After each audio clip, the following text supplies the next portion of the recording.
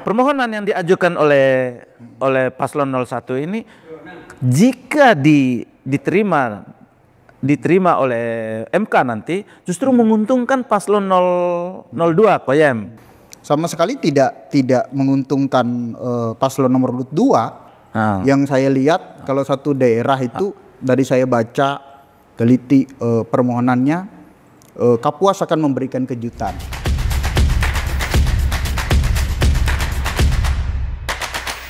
Selamat datang di podcast Ruang Redaksi Kalteng Pos. Kita akan membahas khusus tentang pemilihan kepala daerah atau pilkada kabupaten kota di Kalteng dan juga pemilihan gubernur yang dimana sekarang ada sebagian pilkada yang masuk ke MK.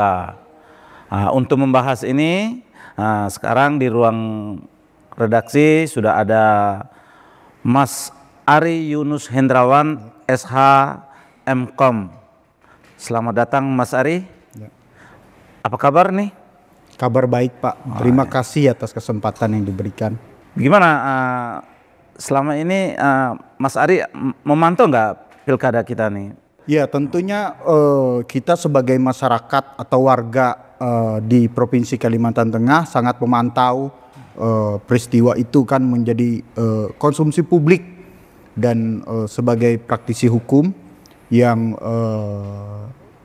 terlibat langsung di dalam proses hukum di Provinsi Kalimantan Tengah, ya tentunya kita memantau prosesnya mulai dari proses pendaftaran ya sampai kemarin proses pemilihan pemungutan suara dan KPU sudah menetapkan hasil suara terhadap seluruh kabupaten, kota dan provinsi di Provinsi Kalimantan Tengah. Dan pada saat ini informasinya ada beberapa pihak atau beberapa pasangan calon yang tidak terima dengan hasil mengadu ke MK. Ya, mengadu ke MK tentunya dengan alasan masing-masing kan. Dan dari data Mahkamah Konstitusi ada 9 daerah. 9 gugatan. Iya, 9 daerah, 10 gugatan. Oh ya betul. Ada satu daerah. 10 permohonan, betul. MK bukan gugatan tapi permohonan. Karena ada satu daerah itu yang 2 gugatan ya. Yaitu Kabupaten Kapuas. Betul sekali. Ya. Betul sekali. Ya, kita pantau terus. Ini kita awali dulu dari pilkada kabupaten kota ya, Mas. Nanti kita lanjut ke pemilihan gubernur. Kita awali dari tingkat kabupaten kota. Dari kacamata Mas Ari Yunus, untuk pilkada kabupaten kota di Kalteng yang kalau nggak salah ada 8 kabupaten kota itu 9 gugatan yang 9 permohonan yang sudah terdaftar terregistrasi di Mahkamah Konstitusi. Betul. Dari kacamata Mas Ari sendiri sebagai praktisi hukum, seperti apa sih 9 permohonan yang sudah terregistrasi ini? Seperti apa? Apakah otomatis nanti akan diproses atau disidang di Mahkamah Konstitusi atau seperti apa? Ya, kalau kita melihat Mahkamah Konstitusi ini adalah lembaga yang memiliki kekuasaan dalam peraturan Mahkamah Konstitusi yang menyebutkan sendiri bahwa untuk mengadili perselisihan hasil pemilihan umum termasuk kepala daerah. Dan di dalam prosesnya mereka telah membuat keputusan PMK nomor peraturan Mahkamah Konstitusi nomor 3 tahun 2024 tentang hukum acaranya, yang dimaksud dengan prosesnya. Begitu. Dan PMK nomor 4 juga mengenai tahapan dan jadwalnya, meskipun ada yang terbaru mengenai jadwal ada sedikit perubahan. Nah di dalam PMK nomor 3 tersebut jelas sekali menyebutkan pemohon adalah pasangan calon yang merasa memiliki kepentingan di situ, tentunya melakukan permohonan dengan batas waktu 3 hari kerja. 3 hari kerja setelah pengucapan oleh KPU atau sebagai penyelenggara itu. sebagai Ya, betul. penyelenggara. Nah, mereka memiliki hak untuk bisa mengajukan permohonan atau tidak. Kalau 8 daerah ini kan mengajukan permohonan pasangan calonnya karena merasa bahwa ada hal yang membuat mereka tidak terima dengan hasil itu. Hasil penetapan perolehan suara. Nah, dari proses itu ada persyaratan formil yang harus dilengkapi. Yang pastinya permohonan. Yang kedua, alat bukti formilnya. Alat bukti formilnya yang harus dilengkapi. Iya, mulai dari SK KPU-nya. Itu harus dilengkapi. Kemudian SK penetapan calon itu alat bukti awalnya. Administrasi gitu. Administrasinya. Ini diajukan. Nah, kemudian MK memberi kesempatan kepada pemohon untuk memperbaiki materi permohonan. Iya, 2 hari diberi kesempatan. Nah, setelah masa memperbaiki dikembalikan lagi kepada MK. Nah, dalam proses itulah kemudian MK memberikan permohonan ini kepada pihak terkait dan termohon. Ya, termohonnya sudah ditetapkan langsung adalah KPU, baik di tingkat pusat, provinsi dan kabupaten. Bawaslu masuk nggak di pihak? Bawaslu menjadi pihak terkait. Pihak terkait ya. Iya. Bawaslu dan pasangan calon yang merasa kepengen untuk bisa sama-sama membuktikan bisa masuk dalam mengajukan permohonan menjadi pihak terkait. Oh iya. Nah, setelah selesai. Tapi mohon maaf sebentar saya. Sekalipun dalam permohonan si pemohon tidak mencantumkan paslon tertentu sebagai pihak terkait, apakah bisa inisiatif tertentu dari paslon untuk mengajukan diri sebagai pihak terkait? Ya, bisa. Hukum acaranya bisa, Pak. Oh, bisa. Jadi bukan seperti di pengadilan umum kan, kalau kamu tidak menjadikan ini sebagai turut tergugat atau tergugat pihak kayak gitu tidak. Tidak dikenal karena otomatis termohonnya adalah penyelenggara KPU, pihak terkaitnya adalah Bawaslu dan pasangan calon atau pemantau penyelenggara pemilu apabila satu pasangan calon. Jadi begitu. Nah, prosesnya bisa memberikan jawaban terhadap permohonan itu. Nah, setelah diberikan jawaban, baru diperiksa oleh MK. Masuklah kepada diregister itu. Nah, kalau misalnya memenuhi syarat, baru boleh diregistrasi. Baru diregistrasi. Tapi kalau misalnya tidak memenuhi syarat, dari tahap itu bisa langsung tidak menerima. Ya, diberi kesempatan memperbaiki, Pak. Ya, kalau misalnya diperbaiki tapi tetap tidak sesuai dengan harapan MK, bisa saja tidak diterima untuk diregistrasi. Iya, tapi tidak mungkin. Karena kan bukti awalnya kan hanya cukup dengan keputusan KPU yang menetapkan penetapan pasangan calon, itu sudah cukup dan tidak mungkin tidak terpenuhi dalam proses pendaftaran. Bahasanya ini adalah proses pendaftaran. Registrasi. Berarti ini berarti perlu masyarakat tahu bahwa 9 gugatan 10 gugatan termasuk provinsi yang sudah masuk ke MK itu bukan berarti sudah diterima, tapi baru terregistrasi atau terdaftar. Nanti untuk diproses di MK nanti seperti apa nanti lanjutannya gimana?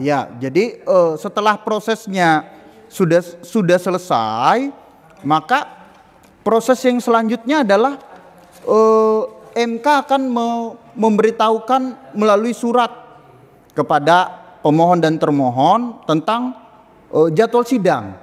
Dikirimkanlah sidang hari pertama.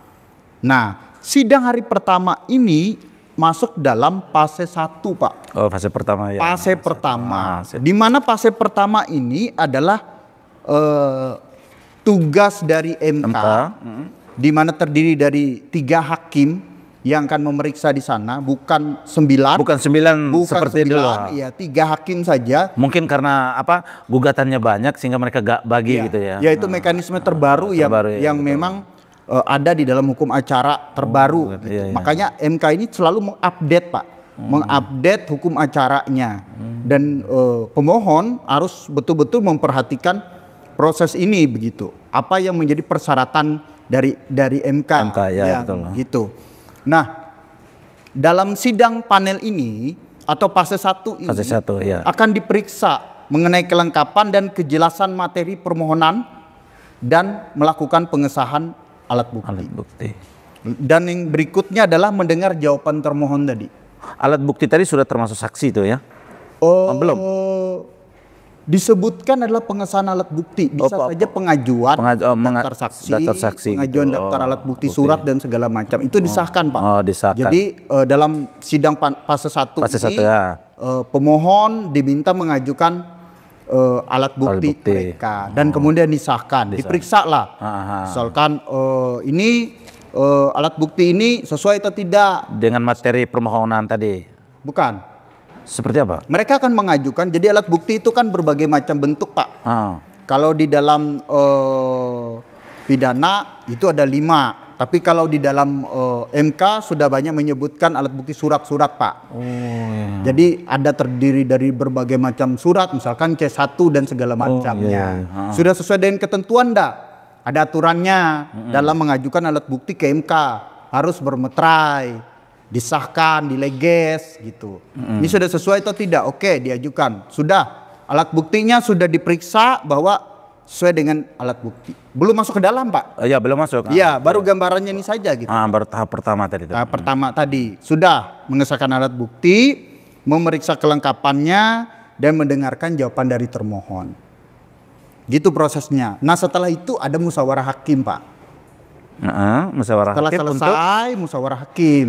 Nah, musyawarah hakim ini tidak 3 lagi, tapi 9, Pak. Kembali ke formasi. Iya, 9, formasi tapi awal. tidak dihadiri oleh pihak lain. Musyawarah hakim, kira-kira nih memenuhi atau tidak? Nah, hakimlah yang menentukan sesuai dengan aturan atau tidak. Bisa dilanjutkan ke proses pemeriksaannya, alat bukti lagi atau tidak. Disitulah keputusannya. Nanti ada keputusan diucapkan. Begitu prosesnya. Kalau seperti itu di tahap pertama, berarti bisa saja ada kemungkinan di tahap pertama itu bisa misalnya alat bukti atau alat bukti tidak memenuhi, alat bukti tidak mencukupi, bisa saja dari tahap pertama itu bisa saja ditolak langsung. Bisa saja ditolak. Jadi yang dilihat berdasarkan apa yang kita pelajari, kebetulan saya alumni Pusdiklat MK yang dilaksanakan di Bogor kemarin, diperiksa formilnya, Pak. Apakah posita dan petitum ini saling bertentangan atau tidak? Gitu kan, itu. Kemudian diperiksa lagi, Pak, mengenai thresholdnya. Pasal 158 Undang-Undang Nomor 10 Tahun 2016 itu, yang menyebutkan jumlah penduduk tentang selisih suara yang bisa mengajukan. Betul. Memang ada banyak putusan MK yang mengesampingkan itu. Kalau memang terbukti secara sah, hakim memandang bahwa ada pelanggaran dalam proses perhitungan penetapan ini. Penetapan suara ini ada pelanggaran.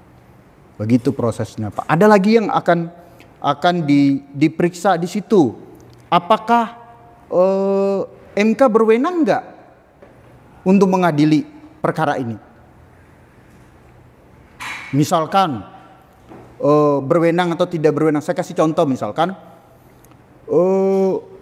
yang dilaporkan adalah peristiwa pidana, perbuatan pidana.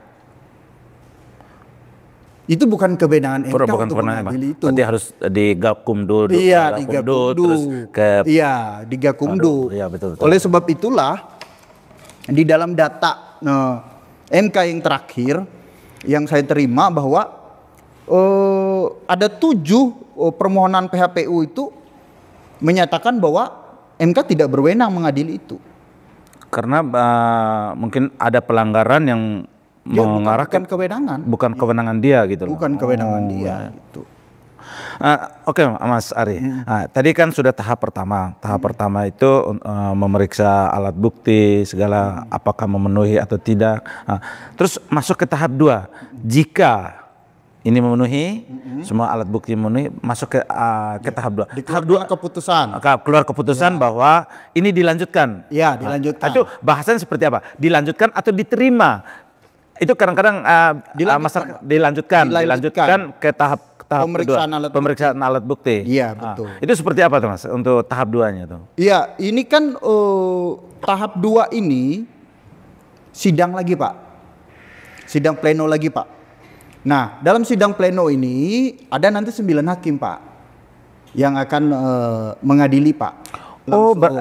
Kalau tahap pertama tadi hanya 3 hakim. Hanya 3 saja. Sudah masuk ke tahap 2, sudah melibatkan 9 hakim. Semuanya. Oh, semuanya. Begitu. Ya, betul. Ya, Jadi, terus nah, disitulah para pemohon beradu argumen. Bukan beradu argumen, membuktikan alat bukti yang diajukan tadi. Misalkan saksi. Nah, ada nggak saksi yang betul-betul dihadirkan ke yang bisa mendukung permohonan mereka tadi itu. Iya, yang bisa mendukung permohonan mereka tadi. Ada nggak alat bukti yang lain, misalkan rekaman video dan segala macam. Foto dan segala macam. Jadi prosesnya seperti itu. Nah, baru hakim bermusyawarah lagi. Apakah permohonan ini dikabulkan semua, dikabulkan sebagian, atau ditolak, atau apa begitu? Oh, gitu. Kalau tahap pertama tadi berapa waktu yang dibutuhkan tuh? Tahap pertama itu sebetulnya dari awal sampai proses itu 45 hari, Pak. 45 hari ya. Dengan tahap kedua. Oh, termasuk tahap kedua. Termasuk tahap kedua. Mereka menetapkan waktu itu 45 hari, Pak. Nah, itu berarti estimasinya kalau misalnya diterima, berarti sekitar pertengahan Februari baru bisa selesai berarti ya? Iya, kalau pengucapan putusan ketetapan ini diperkirakan itu 12 Februari sih, Pak. Oh, ya, sekitar 12 Februari. 12-13 Februari. Dari data yang saya punya seperti itu, Pak. Oh. Gitu. 45 hari ya. Iya, 45 hari tapi hari kerja ya. Iya, Januari lah. Kan tidak semua, mereka kan menetapkan batas akhir, tapi kan batas ya bisa lebih cepat. Bisa lebih cepat biasanya. Bisa akhir Januari, bisa lebih awal dari Februari. Bisa lebih awal lagi. Begitu cara kerja mereka begitu.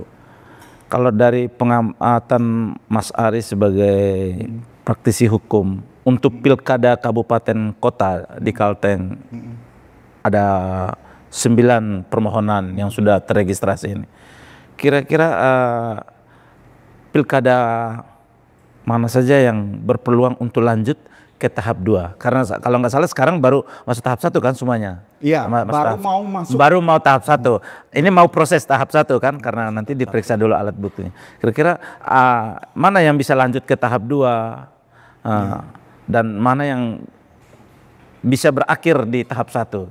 Ya, terima kasih. Sejauh yang Mas Ari pantau ya.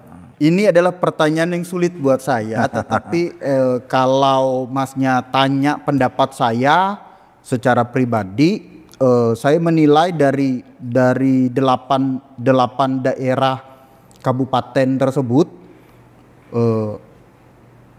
paling yang bisa dikabulkan itu antara 1 sampai 3 daerah. 1 sampai 3 daerah. Kenapa 1-3 daerah itu yang berpeluang untuk dilanjutkan ke tahap kedua, dan kenapa yang berapa 5 diantaranya tidak gitu? Itu. Ya, salah satunya yang menjadi alasan sebetulnya kalau saya melihat secara pribadi dan melihat permohonan dari rekan-rekan, yang pertama banyak permohonan yang kabur, Pak. Seperti apa tuh kaburnya tuh? Kabur itu begini misalkan, dalam permohonannya menyebutkan kesalahan itu terstruktur, sistematis dan masif, atau melakukan penggelembungan suara, misalkan seperti itu.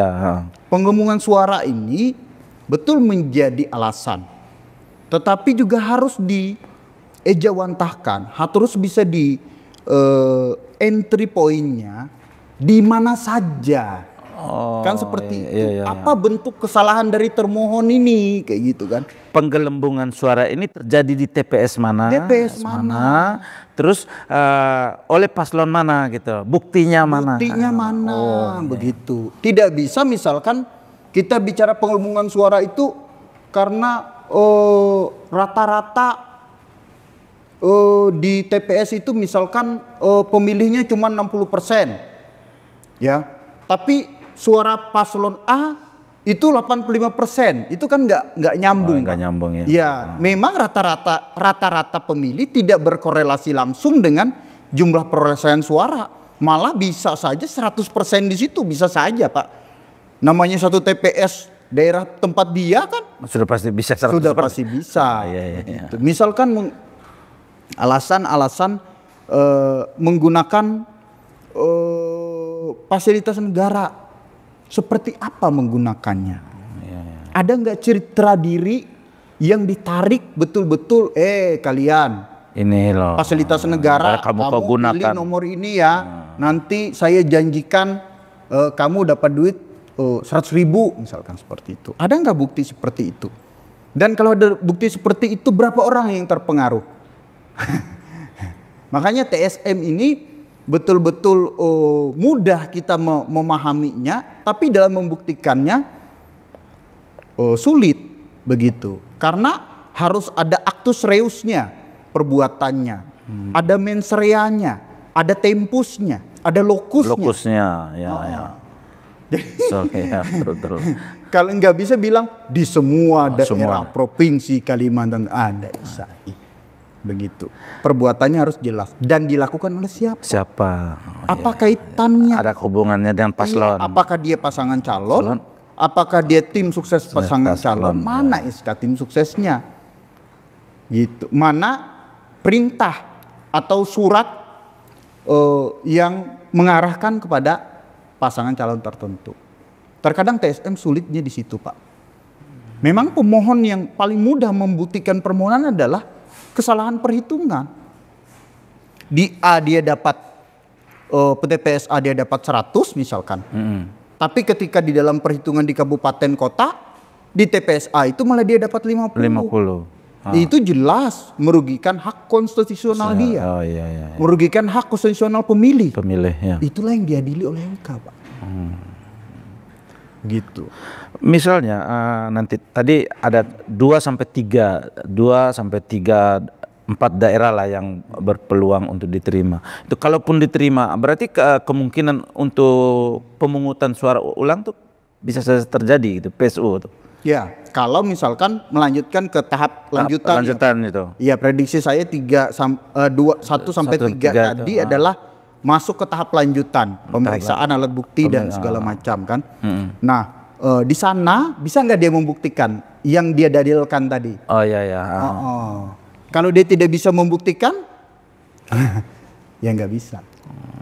Pasti dia akan ditolak oleh Mahkamah Konstitusi gitu. Terasa apa perlu ya kita sebut daerah prediksi itu enggak usah aja ya. Enggak usah aja ya. Biar aja nanti proses proses di MK itu seperti apa biar kita tunggu hasilnya aja nanti ya. Betul. Ya tapi ya saya melihat kalau boleh menyebut satu daerah yang saya lihat kalau satu daerah itu dari saya baca teliti permohonannya Kapuas akan memberikan kejutan. Oh, kejutan bisa dari Kapuas? Bisa dari Kapuas kejutan. Tapi kita lihat nanti. Kenapa kejutan apa sih? Sedikit bocor sedikit. Kenapa kejutannya apa? Kalau ini sekali lagi ini subjektif. Saya sendiri menilai begitu ya. Bukan karena dalam permohonannya disebutkan bahwa ada proses-proses kesalahan dari termohon yang menurut saya agak mengabaikan bukan, agak formil dan agak cukup beralasan untuk majelis bisa melanjutkan proses pembuktian. Begitu. Itu apa itu? Contohnya misalkan di dalam permohonan pasangan calon Erlinardi menyebutkan bahwa ada proses termohon melakukan pemungutan suara pada saat bencana alam terjadi, bencana banjir. Bencana banjir di berapa desa atau berapa kecamatan? Saya lupa 3 apa 4 kecamatan. Oh, ada beberapa dan berdampak kepada penurunan partisipasi pemilih. Ya, itu salah satu contoh. Salah satu contoh. Yang berikutnya mengenai diktum keputusan dari termohon yang offside.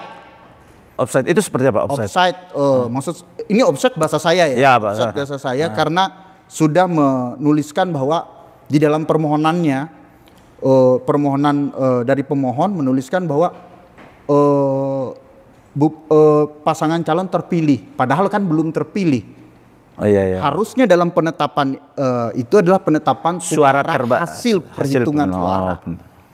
Gitu, bukan calon terpilih. Iya, calon terpilih itu setelah proses di MK selesai, makanya kami membuat keputusan lagi sebagai calon terpilih. Itu hal-hal yang fundamental yang menurut saya harus disoroti begitu. Dan untuk diperiksa begitu. Apakah betul terjadi seperti itu atau tidak? Nah, untuk memeriksanya kan harus lanjut, Pak. Ke tahap pemeriksaan begitu kan. Nah, makanya saya bilang tadi Kapuas akan memberikan kejutan. Kalau Pilkada Kabupaten Barito Utara sini kita lihat hasilnya selisih 8 suara itu. Itu kira-kira dari kacamata Mas Aris seperti apa? Kalau kacamata saya karena 8 suara saja itu. 8 suara dan di dalam permohonannya saya lihat cukup detail tentang permohonan-permohonannya dan saya menilai mungkin akan dilanjutkan. Tapi saya melihat antara 60 sampai 70-80% untuk dilanjutkan. Tidak bisa 100% juga karena saya melihat ada sedikit. Ada kelemahan-kelemahan juga. Yang perlu dipertimbangkan oleh majelis. Apakah ini dilanjutkan atau tidak? Tapi kemungkinan akan dilanjutkan.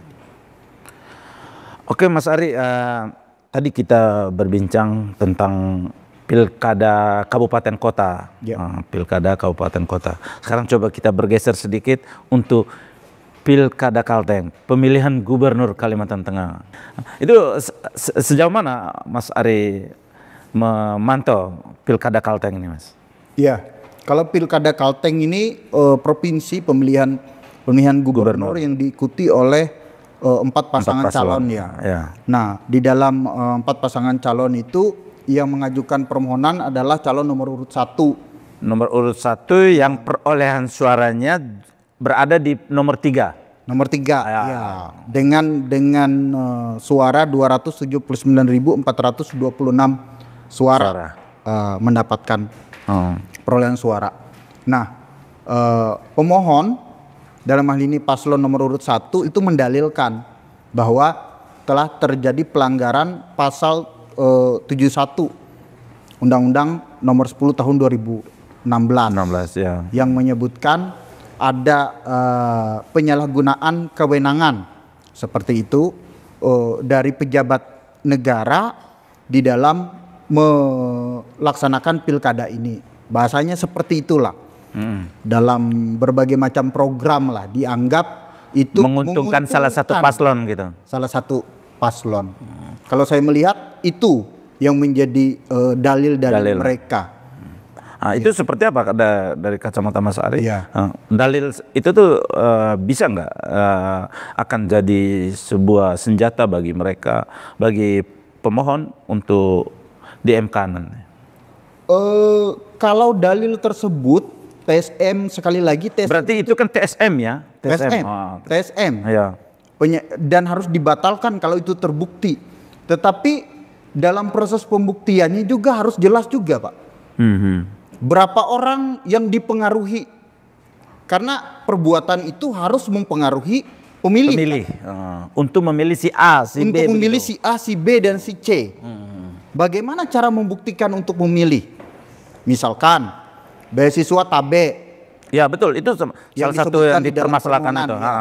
Beasiswa TABE ini disebutkan di dalam permohonan. Berapa mahasiswa yang terima? Ya. Nah, apakah ada pesan khusus dari pemberi beasiswa tersebut kalau menerima beasiswa ini harus memilih si ini atau si B, si C, atau tidak memilih si C, si D, memilihnya si A saja, atau tidak usah melakukan pencoblosan. Ada nggak pesan seperti itu? Berarti itu harus dibuktikan. Harus dibuktikan. Nah, orang ini mencoblos di TPS mana? Orang ini dia harus bisa membuktikan bahwa setelah dia menerima dana tersebut, maka dana tersebut digunakan atau membuat dia yakin atau merubah pilihan dia. Merubah pilihan, ya. Merubah pilihan dia untuk memilih itu. Alasannya karena mendapatkan iming-iming tadi. Iya, dan ada instruksi langsung.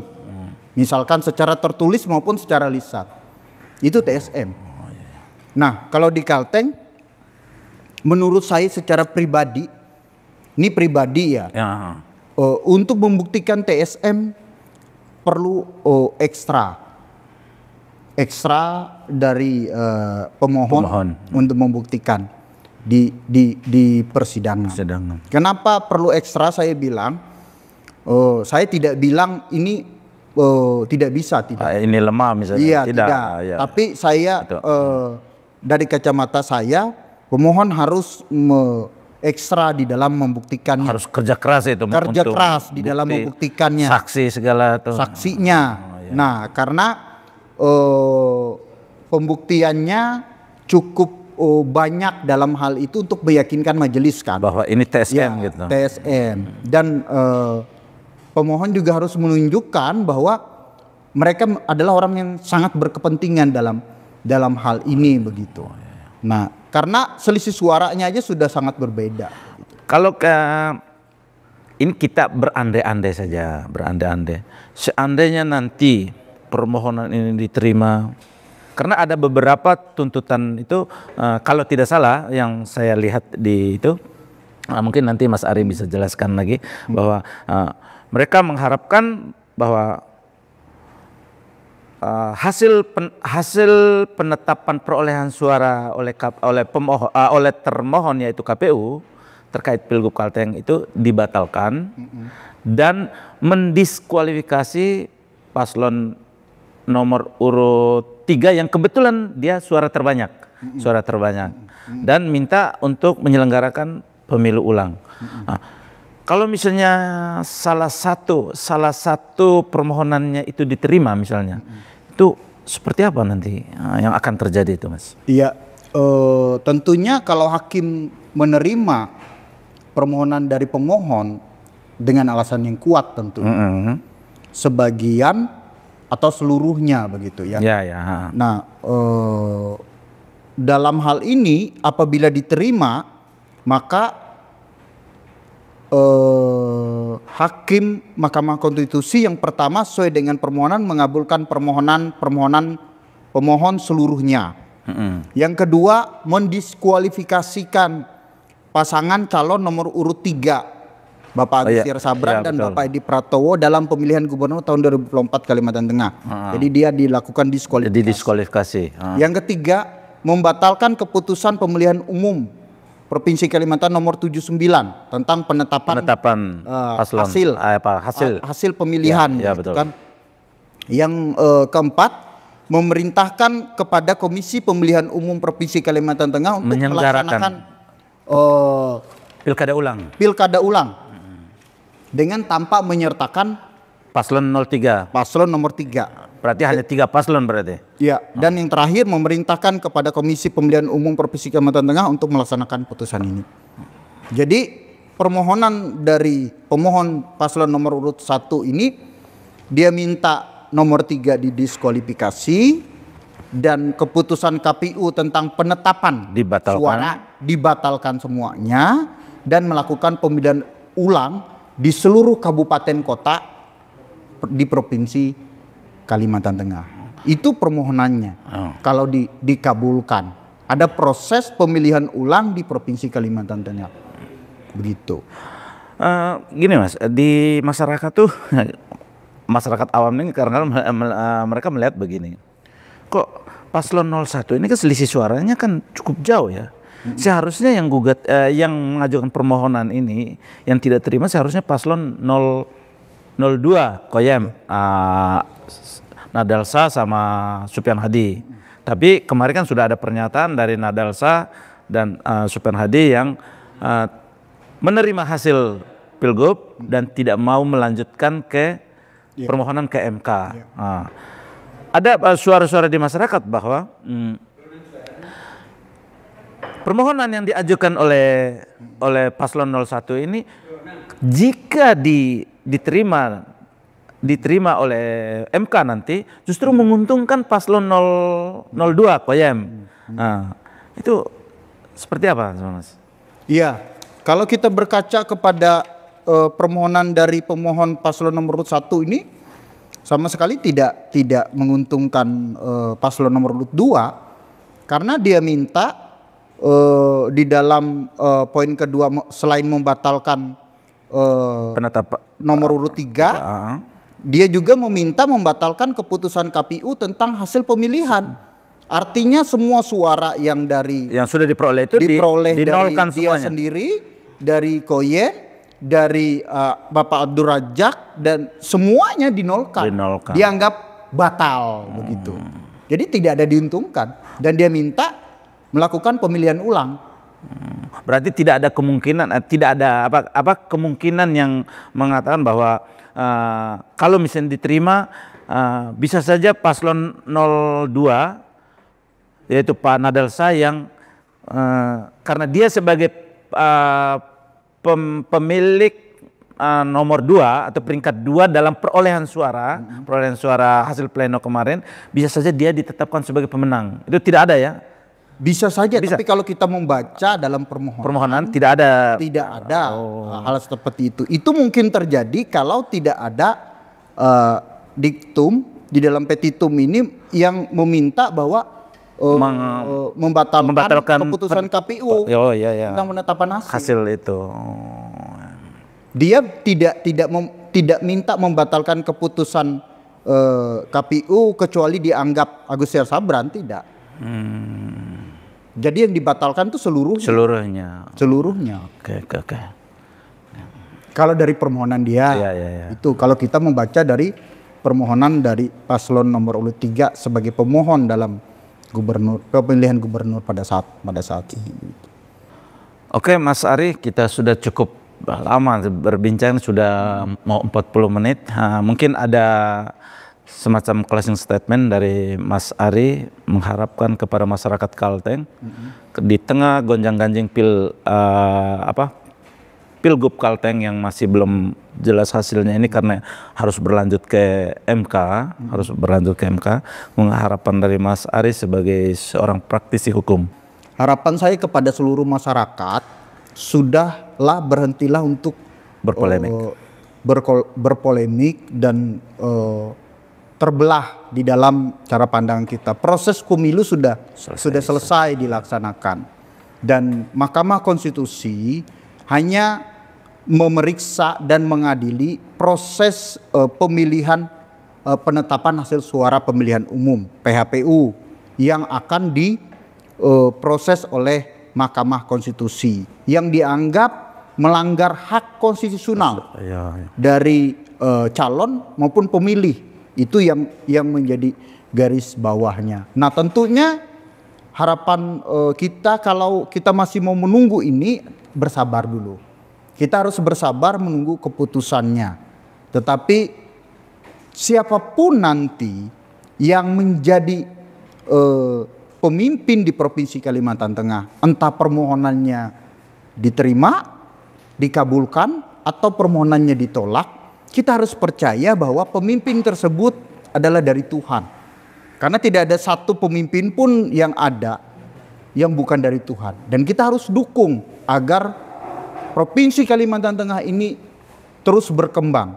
Dan harapan saya semua masyarakat menjadi dewasa dalam berdemokrasi. Jangan sampai terjadi antara satu keluarga karena beda pilihan, karena beda pendapat, tidak bertegur. Sampai selesai pemilihan juga tidak bertegur. Natal tahun baru juga tidak berkunjung. Jangan sampai hal itu terjadi. Karena demokrasi atau pemilihan umum ini dilaksanakan agar memberi kesempatan kepada masyarakat untuk memilih pemimpin yang terbaik. Kalau sudah ada pemimpin yang terpilih dan proses DNK sudah selesai, mari kita sudahi sudah. Ya kita berbeda biasa. Orang Dayak itu biasa dengan perbedaan kultur, perbedaan keyakinan. Tapi terhadap prinsip falsafah Huma Betang tidak berbeda. Tidak berbeda. Karena prinsip itu dipegang teguh oleh orang Dayak. Dan harapan saya jangan sampai pemilu ini memecah belah keluarga kita. Dan menunjukkan bahwa kita ini dewasa atau tidaknya. Alat ukurnya begitu dalam berdemokrasi, dalam bermasyarakat, dalam bersosialisasi adalah ketika kita mampu menerima perbedaan. Mampu menerima orang yang berbeda dengan kita. Itulah orang yang dewasa. Dan terhadap pasangan calon yang memenangkan pertarungan ini, jangan juga terlalu sombong. Jangan juga terlalu jumbawa. Ya, betul. Karena kamu dipilih tentunya karena ada kehendak Tuhan yang bekerja melalui kamu. Betul. Begitu. Layanilah masyarakat dengan sebaik-baiknya. Jangan korupsi, jangan menggunakan kewenanganmu untuk kepentingan pribadi atau golongan. Karena menjadi pejabat, menjadi kepala daerah adalah untuk pelayan. Pelayan untuk semua. Pelayan. Mulai dari orang meninggal, mulai dari orang mau bercerai, mulai dari orang sakit, mulai dari orang yang berkelahi, mungkin akan datang kepada kamu. Kamu heran, masa sih? Misalkan wali kota atau bupati ngurusin orang yang mau cerai. Tapi ya itulah pelayanan. Melayani masyarakat. Karena melayani masyarakat itu ya dengan berbagai macam masalah. Inilah masyarakatmu. Gitu, layanilah dengan tulus dan percayalah. Pemimpin yang bersih, pemimpin yang dari Tuhan, bahkan pemimpin yang punya kemurnian hati akan dipelihara dan dijaga Tuhan dari segala macam mara bahaya. Gitu. Ya, terima kasih. Ya, Pak pemirsa, perbincangan kita dengan Mas Ari Yunus Hendrawan telah selesai. Yang jelas hasil pilkada kabupaten kota yang sudah masuk ke MK plus Pilgub Kalteng, kita tetap menunggu hasil akhir dari Mahkamah Konstitusi seperti apa nanti. Kita tunggu hasilnya bersama. Terima kasih. Terima kasih Mas Ari atas juga kehadirannya.